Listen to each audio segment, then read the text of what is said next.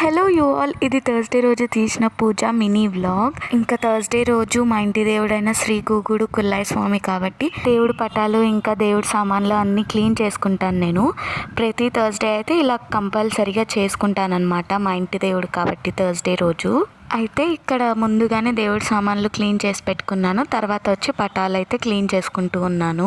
ఇంకా మార్నింగ్ అయితే అస్సలు అవ్వదు, ఎందుకంటే నేను కాలేజ్కి వెళ్ళిపోతాను కాబట్టి. అందుకే ఈవినింగ్ వచ్చి ఇలా ఫ్రెష్ అప్ అయిపోయి ఇలా అయితే పూజ చేసుకున్నాను.